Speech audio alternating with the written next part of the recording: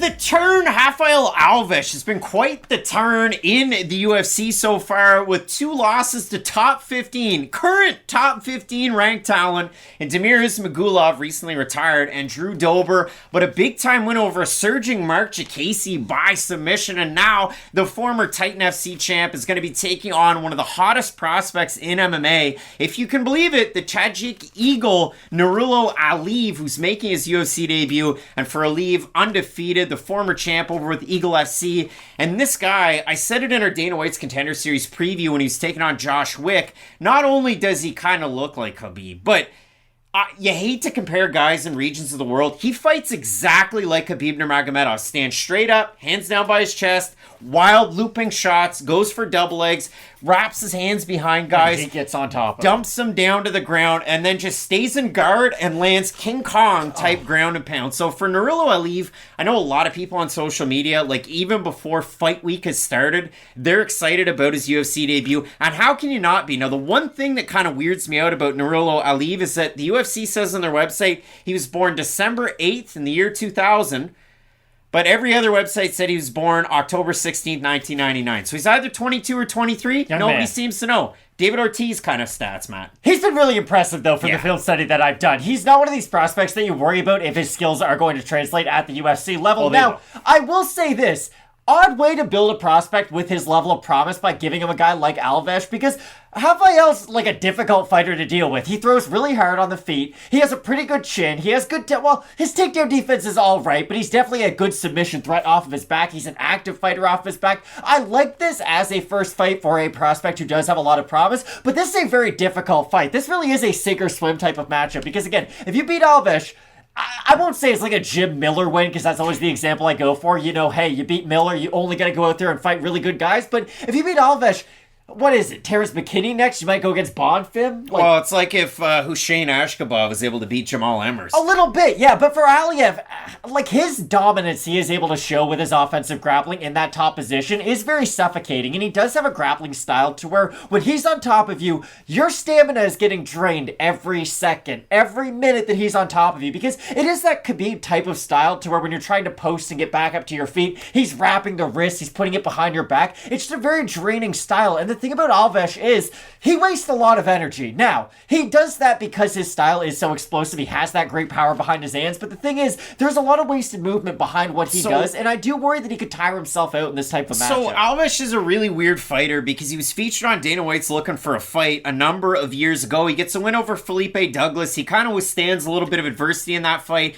And then Dana White's like, yeah, we want to bring you on to Contender Series. And then he waits about a year to fight on Contender Series. He beats Alejandro Flores. He withstands some more adversity, and he gets a submission win there. Then he's supposed to have a couple of different debuts, and ultimately it's going to be Pat Sabatini. I'll throw the graphic up there, because that fight was going to be at featherweight. Now, Alves won on Dana White's Contender Series at featherweight. He had experience at lightweight and featherweight as a pro. He had a lot of pro experience, and that was the thing. Dana was like, hey, you get too much experience. We don't sign guys like that. But you know, Dana, that's just a thing. We're going to bring you in anyway. So Alves weighs what, Matt, for that 145-pound fight?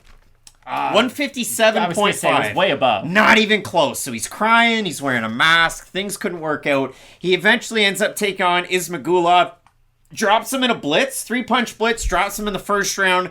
And then looked like he forgot how to fight for a little bit and kind of wasted a lot of time. And that's the way that I look at Alves. Mark Jacasey runs in for a double leg takedown, leaves his neck out there, gets guillotined. And then in the fight against Drew Dober, first round, it's a gunslinger matchup. Second round, Drew Dober's investing in the body. And as the fight goes on, the body shots take over. And Drew Dober, at the end of it, fakes a lead hand uppercut to where Alves brings his hands up, and then he waits a second. Dober just lands a left hook to the body. Pop, Alves is down, and that's the end of the matchup. I'm surprised they didn't earn Fight of the Night honors, because that fight was amazing, and it was fun to go back and watch. But you go down through it, you look at all of these fights, and again, Alves' takedown defense is definitely spent on the regional scene and as a pro. Now, these are against really good fighters all the way through, but when you look at it against a guy like Aliev is so good at getting guys down, so good at chaining together these takedowns. However, on the flip side, he leaves his hands low, and he's a guy that's trained out of some really good gyms. We saw him at Tiger Muay Thai. We've seen him at Kill Cliff FC. But for Aliev, he gets cracked in a lot of his fights, and I went back and watched one of them today, the fight against Krylov, and in that one, He eats a lot of big shots against Grebrev. He eats a flying knee in the second round, and he eats it to where his neck snaps all the way back. But it doesn't look like it phased him much. This is how I look at Alves. He's like a basketball team that tries to score all their points in the first quarter, and then they just run out of gas quarter 2, 3, and 4. Like, Alves can go out there and win a round against Dustin Poirier, probably. Like, Charles Oliveira. He could win the first round against any of the best fighters in the world. It's just, what version of himself is he going to look like after that initial round? Especially in a matchup like this, I do worry about that, because if he's not able to secure the finish, and if he does have to waste a lot of his energy defensively in that first round, well, that's all fine and dandy if he is able to defend all those takedowns, but it might get a little bit easier in the second round and a little bit easier in the third round. And that's what you do worry about, because if Alves is placed in a position where, okay, he's just trying to work his way back up to his feet, he's winging on a lot of his big explosive shots when he is on the feet, I do really worry about what his gas tank's going to look like as this fight progresses. Yeah, and the weird thing for me is from the jump, Alves is a guy that fights with really low hands already, and they continue to go lower as the fight goes on. He throws a lot of big winging things, and he's got to be Paul Felder's most unfavorite fighter, because from the jump he also does flips in the cage, and he's doing a lot of weird stuff and wasted energy, but it does really expend itself round 2, round 3 in a lot of these fights. When you look at a guy like Aliev, he's able to just conserve a lot of what he has. Now, in his last time out, he took on Josh Wick, the former BTC champion. For Aliev, you look him up on YouTube, and I'll throw it up there. Again, this guy is super popular. Like, if you look at it for him, 375,000 Instagram followers to Alves is almost 46,000. So a big following, a legion of fans for Aliev. He is a slight favorite in the matchup, minus 165 to the plus 135, plus 140 for Rafael Alves. Eager to see the Tapology votes on this one, because I don't know where people are going to be. Obviously, you have an uber prospect, but Alves is a guy, man. Like, he's exactly. A guy that I don't think, even if he loses this fight at 32, he's gone by any stretch of the imagination, because the only 2 losses are the current top 15 ranked guys. And this isn't a perfect comparison, but would you agree that for Aliev, this is like his Jack Della Maddalena versus Ramzan Ameev? Like, the opponent is... But he is Ameev? Well, no, just for Alves, like, he's probably a little bit too good to be in the position that he's at, especially with where the odds are. I'm surprised to see him being an underdog, especially being against such a young guy. So, I'm going to say over-under Tapology votes, 72.5% Aliev in this one. I hope under, because I do think it's going to be a close fight, so I'll say under. They're over. So 643 total votes, 76% Aliev, 79% by decision. For the 24% that have Alves, 42% by decision, 27% by submission, 24% by knockout. They're never perfect up to 100.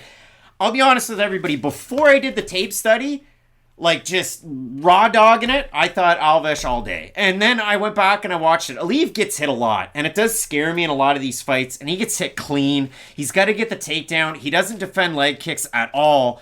Alves doesn't throw a ton of leg kicks. He does throw really good body kicks, and that could wear on a guy like Aliev.